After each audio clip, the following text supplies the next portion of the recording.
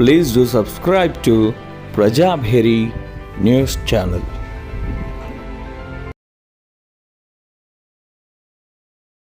అత్యవసర పాత్రికేయ సమావేశంలో పాల్గొనే మా పెద్దలు ఉర్దూ అకాడమీ చైర్మన్ రాయపల్లి అమలాన్ గారు, గ్రంథాలయ సంస్థ చైర్మన్ ఇంద్రజీ రాయరెడ్డి గారు, అలాగే మార్కెట్ మార్కెట్ కమిటీ అధ్యక్షుడైన ముప్పల రాయరెడ్డి గారు, శిక్షణ కమిటీ క్యాంపెయిన్ కమిటీ మెంబరైన రాజరత్న గారు, అలాగే సుమన్ గారు, వారి నాయకులు, అలాగే రామర్తి గౌరి గారు, కాంగ్రెస్ ఉపాధ్యక్షులు, అలాగే కార్పొరేటర్ నిజామాబాద్ జిల్లా ఎంపీ గారు, ఆయన మట్టి ప్రవహించిందో లేకుంటే అహంకారంలో కూడిన మాటలు మా మాజీ మంత్రివర్యులు, బోధన్ శాసనసభ్యులు, జిల్లా నిజామాబాద్ కాంగ్రెస్ పార్టీకి పెద్ద దిక్కు అయిన మా సుదర్శన్ రెడ్డి గారి మీద అనుచిత వ్యాఖ్యలు చేస్తూ ప్రజలను తప్పుతో పట్టించే స్టేట్మెంట్లు ఇస్తూ ఆయన పబ్బం గడుపుకుంటున్నారు. అసలు ఆయన ఎంపీ అవ్వడమే ఒక విచిత్రమైన పరిస్థితిలో రెండుసార్లు జరగడం జరిగింది. ఒకసారేమో మాజీ ఎంపీ కవిత గారి మీద కోపంతో ఆయన ఓటు వేయడం జరిగింది. ఆయన ఒక వన్ టైం వండర్గా అప్పుడు ఎంపీగా గెలవడం జరిగింది. అలాగే రెండవసారి మోడీ గారి దయవల్ల ఆయన ఎంపీగా గెలవడం జరిగింది. ఆయన చేసిన కృషి ప్రజలకు చేసిన అభివృద్ధితో రెండవసారి ప్రజలు ఓటు వేయలేదు. ఓన్లీ మోడీ గారి దేశంలో మోడీ గారి మౌన్ చూసి వేయకపోయింది. ఎందుకంటే పోలింగ్ నాడు కూడా పోలింగ్ బూత్ దగ్గరికి వెళ్దామని చెప్పి ఆయన అనుచరులు అంటే కూడా అదే మనం పోతే మనం ఓటుకి పడే మోడీ మీద పడే ఓటు కూడా పడకపోతే అంత అభివృద్ధి చేస్తాం మనం అని చెప్పి ఆయనే ఒప్పుకున్న సందర్భము పోలింగ్ నాడు, లాస్ట్ లోక్సభ ఎలక్షన్స్ నాడు. అటువంటి అరవింద్ గారు మాజీ మంత్రి వారిలో జిల్లాకు ఎనలేని కృషి చేస్తూ ప్రజలకు సౌకర్యార్థం అలీసాగర్ కుప్ప ఎత్తిపోతల పథకం ద్వారా నిజామాబాద్ నగరానికి మంచినీటి ఎద్దడిని తీర్చిన మహానుభావుడు. అలాగే కొన్ని వేల ఎకరాల సాగునీరు అందించిన దార్శనికుడు, అక్కడ భగీరథుడైన సుదర్శన్ రెడ్డి గారి మీద అవకరించిన జవాబులు తీరుస్తూ ఆయన చేసిన అభివృద్ధిని మర్చిపోయే విధంగా ప్రజలకు సంకేతాలు ఇస్తున్నారు. ఎందుకంటే ఈరోజు జిల్లాలో పెద్ద హాస్పిటల్, తెలంగాణ యూనివర్సిటీ మరియు రాబోయే రోజుల్లో ఒక కలెక్టర్లో మంచి క్రీడాకారులకు ఒక స్టేడియం, ఇవన్నీ ఆయన చేస్తున్న ప్రయత్నాలు భావించాలి. అరవింద్ గారు ఏ రోజు ఈ 6 సంవత్సరాల కాలంలో నిజామాబాద్ జిల్లాలో ఏ అభివృద్ధి పనులకు శంకుస్థాపన చేసిండో ఆయన ఒక శ్వేతపత్రం ఇవ్వాలని చెప్పి మేము కోరుతూ, అలాగే నిజామాబాద్ నగరాన్ని స్మార్ట్ సిటీగా ఎందుకు తీసుకొచ్చే విధంగా కృషి చేయడం లేదో, ఎందుకు తీసుకురావడం లేదో దానికి కూడా ఆయన వివరణ ఇవ్వాలని చెప్పి మేము నగర కాంగ్రెస్ పార్టీ తరఫున డిమాండ్ చేస్తూ, ఇంకొకసారి పెద్దలు సుదర్శన్ రెడ్డి గారు ఏదైతే అభివృద్ధి చేసిందో దాన్ని మరుగునపరిచే విధంగా మీరు మాటలు చెప్తూ ప్రజలను మభ్యపెట్టే విధంగా మీరు రాత్రి కూడా వచ్చి అధికారులతో మార్నింగ్ సమీక్ష సమావేశం నిర్వహించి ప్రజలకు అందుబాటులో ఏ రోజు ఉన్నారు మీరు ఖాళీ పేపర్ స్టేట్మెంట్లకు తప్ప మీరు స్టేట్మెంట్ అరవింద్గానే మిగిలిపోతారు కానీ ఎంపీ అరవింద్గా మీ చరిత్రలో మిగిలిపోరని చెప్పేసి మిమ్మల్ని తెలియజేస్తూ, అలాగే మరోమారు నిజామాబాద్ కానీ మా రాష్ట్ర కాంగ్రెస్ పెద్దలను కానీ విమర్శించే ముందు మీరు నిజామాబాద్ జిల్లాకు ఏ అభివృద్ధి చేశారో అది తెలియపరిచిందిగా మేము కోరుతున్నాం. గత 3-4 సంవత్సరాలుగా మామిడిపల్లి ఫ్లైఓవర్ ఎందుకు పూర్తి చేయలేదు, మాధవ్ నగర్ ఫ్లైఓవర్ ఎందుకు పూర్తి చేయలేదు, అర్సపల్లి ఫ్లైఓవర్ ఎందుకు పూర్తి చేయలేదు. ఇప్పుడు కాంగ్రెస్ గవర్నమెంట్ వచ్చినాకనే ఈ 3 పనులకు అభివృద్ధి చేయడం జరుగుతుంది. ఇప్పుడు పనులు చకచకా నడుస్తున్నాయి. మన ఇన్ని రోజుల మీద మనం పడుకున్నారా? ఎక్కడ ఉన్నారు? టీఆర్ఎస్ గవర్నమెంట్లో ఏం చేశారు మీరు? కేంద్రంలో కూడా ప్రభుత్వం మీ బీజేపీ ప్రభుత్వమే ఉంది. నిజామాబాద్ జిల్లాకు ఎన్ని నిధులు కేటాయించారు, ఎన్ని రైల్వే లైన్లు తెప్పించారు, ఎన్ని ఎక్స్టెన్షన్ రైళ్లు ఎక్కించారు? ఒక్కసారి మీరు చేస్తున్న ఆరోపణలు అసలు ఉందా లేదా అని గమనించి ఇంకోసారి ఆరోపణలు చేయాల్సిందిగా మిమ్మల్ని హెచ్చరిస్తూ, మరోసారి మా పెద్దల మీద విమర్శలు చేస్తే మాత్రం నగర కాంగ్రెస్ పార్టీ తరఫున తీవ్ర చర్యలు ఉన్నాయని చెప్పి మీకు తెలియజేస్తూ, అలాగే జవహర్ నవోదయ గురించి కూడా మీరు తప్పుడు ఆరోపణలను మాజీ మంత్రి గారి మీద చేస్తున్నారు.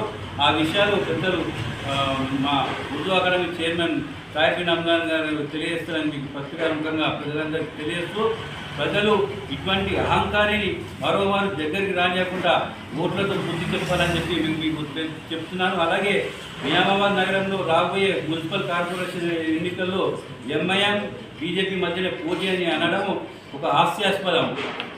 వాపును చూసి బల్బ్ అంటున్న అరవింద్ నువ్వు 2 ఎమ్మెల్సీ ఎలక్షన్స్ మీరు ఏదో మీ కృషి వల్ల వస్తున్నాయి అనుకుంటున్నారు, కానీ అది కొద్దిగా మాకు క్యాండిడేట్ నిర్ణయంతో కొద్దిగా అలసత్వం వల్ల మేము కాలేకపోయింది తప్ప మీ గెలుపు అది గెలిపే కాదు. ఇప్పుడు రాబోయే రోజుల్లో నిజామాబాద్ నగర కార్పొరేషన్ కైవసం కాంగ్రెస్ పార్టీ తప్పక చేసుకుంటుందని చెప్పి తెలియజేస్తూ ఇక్కడ ఏదో బైన్సాలో అల్లరి సృష్టించి నిజామాబాద్ నగరంలో అప్పుడు కార్పొరేషన్ ఎన్నికల్లో అక్కడి వీడియోలను ఇక్కడ వైరల్ చేసి ఒక మతతత్వం మీద ఆ రోజు మీరు 25 సీట్లు గెలుచుకున్నారే తప్ప ప్రజలు బీజేపీ మీద గౌరవంతోనూ అభిమానంతో లేదు. ఒక హిందూయిజంను ప్రొవోకేట్ చేసి అటు హిందూ ముస్లింను విడదీసి మత రాజకీయాలను ప్రోత్సహిస్తున్న అరవింద్ రాబోయే రోజులు ప్రజలు ఖచ్చితంగా బుద్ధి చెప్తారని తెలియజేస్తూ రాబోయే రోజుల్లో Nizamabad municipal corporation Congress party కైవసం చేసుకుంటే గుర్తు పెట్టుకోది రాసి పెట్టుకో. ఆ రోజు ఏమో పెట్టుకుని నిజామాబాద్ నగరానికి వస్తావో మేము కూడా చూస్తాము. ఈరోజు పార్లమెంట్ మెంబర్గా ప్రజాస్వామ్యంలో ప్రజలనుకున్నటువంటి వ్యక్తిగా పార్లమెంట్లో తన బాధ్యతలను మర్చి కేవలం ప్రచారానికే పరిమితం అవుతున్నటువంటి పార్లమెంట్ సభ్యులు అరవింద్ గారు గత 4 రోజులుగా చేస్తున్నటువంటి అనుచిత వ్యాఖ్యలను మొట్టమొదట నేను ఇక్కడ ఇప్పుడే నగర కాంగ్రెస్ అధ్యక్షుడు NUDA chairman, market committee chairman, గ్రంథాలయ చైర్మన్ జావేద్ అక్రమ్, సుమన్, మా కోపి, ఎన్ఎస్యుఐ రాష్ట్ర ప్రధాన కార్యదర్శి వేణురాజ్ గారు, ఇతర మిత్రులు అందరం కూడా దీన్ని తీవ్రంగా ఖండిస్తున్నాము. ఎందుకంటే అసలు నవోదయ పాఠశాల అంశం అనేది, నవోదయ పాఠశాలల అభివృద్ధి అనేది ఒక్కసారి అరవింద్ గారు గుర్తు చేసుకోండి. పివి నరసింహారావు గారు మానవ వనరుల శాఖ మంత్రిగా, ప్రధానమంత్రిగా ఈ దేశంలో ఉన్నప్పుడు నవోదయ పాఠశాలలు దేశవ్యాప్తంగా ఏర్పాటు చేయాలనేటువంటి కాంగ్రెస్ సంకల్పంతో ఆ రోజు మొట్టమొదట నిజాం సాగర్లో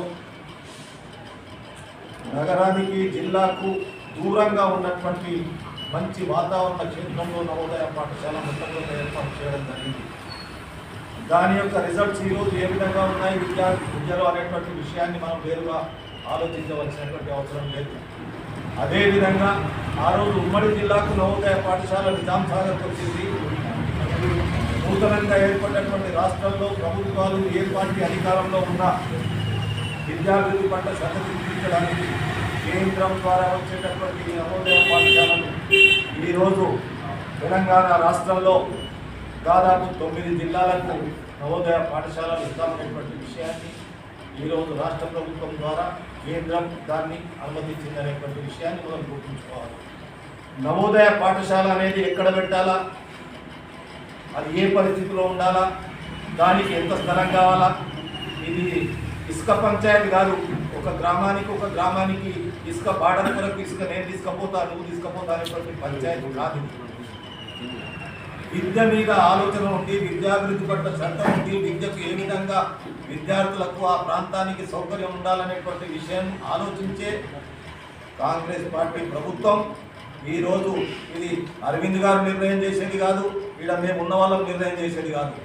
రాష్ట్రంలో ఉన్నటువంటి విద్యా సంస్థకు సంబంధించినటువంటి సెక్రటరీ, రాష్ట్రంలో ఉన్నటువంటి విద్యాభివృద్ధి పట్ల తీసుకునే నిర్ణయంలో భాగస్వామైనటువంటి ప్రభుత్వ అధికారులు, దాని తర్వాత జిల్లా కలెక్టర్ గారు ఆ నిర్ణయం తీసుకున్నారనేటువంటి విషయాన్ని కూడా అరవింద్ గారికి తెలియదేమో అనేటువంటి విషయాన్ని ద్వారా అడుగుతా ఉన్నాను. నేను ఈ మాట ఎందుకు అంటున్నానంటే నవోదయ పాఠశాల నిజామాబాద్కు రావాల్సి ఉంది, అవసరం ఉంది, ఎక్కడ పెట్టాలనేటువంటి నిర్ణయం ఇంకా జరగనే లేదు. ఒకటేమో కలిగోట్ల కావాలని అన్నాడు, రాకేష్ రెడ్డి ఆర్మూల కావాలని అన్నాడు, మా సాయరెడ్డి ముద్దుపిల్ల కావాలని అన్నాడు, ఇంకోళ్ళు పలాంజాగల కావాలని అంటున్నారు. కానీ దానికి 30 నుంచి 35 ఎకరాల స్థలం అవసరం ఉంది. ఆ 30 నుంచి 30 ఎకరాల స్థలం ఎక్కడ అనువుగా ఉంటుంది, ఆ విద్యా కేంద్రం ఏర్పాటు చేయడానికి అక్కడ వాతావరణ పరిస్థితి ఏ విధంగా ఉంది, ఈరోజు TIIT బాసరలో ఏర్పాటు చేశామంటే సరస్వతి మాత దగ్గర ఏదైతే TIITని ఏర్పాటు చేశాం దాని వలన విద్యార్థులకు ఏ విధంగా లాభం జరుగుతుంది అనేటువంటి విషయాన్ని కూడా మనం ఒకసారి ఆలోచించాలి. అదేవిధంగా ఏ నిర్ణయం కానీ ఏం దృష్టి పెట్టుకొని సుదర్శన్ రెడ్డి గారిని ఆరోపణ చేస్తున్నాం. ఇప్పుడే మా సోదరుడు ఉన్నట్టుగా వాస్తవాలు చెప్పినటువంటి విషయాన్ని ఈ జిల్లా అభివృద్ధి పట్ల కానీ, తాగునీటి పట్ల కానీ, సాగునీటి పట్ల కానీ, విద్యాభివృద్ధి పట్ల కానీ, మెడికల్ కాలేజ్ పట్ల కానీ, యూనివర్సిటీ పట్ల కానీ విద్యార్థులు అన్నటువంటి విషయం మొట్టమొదటిసారి పార్లమెంట్ సభ్యుడైతే నిజాం షుగర్ ఫ్యాక్టరీని తగ్గిస్తాననేటువంటి మాట మాట్లాడి ఎప్పటికీ నిజామాబాద్ శంకర్నగర్ వరకు పాదయాత్ర చేసి మర్చిపోయావా అరవింద్? ఏం చెప్పావా ఆ రోజు ఫ్యాక్టరీ ఓపెన్ చేస్తాను?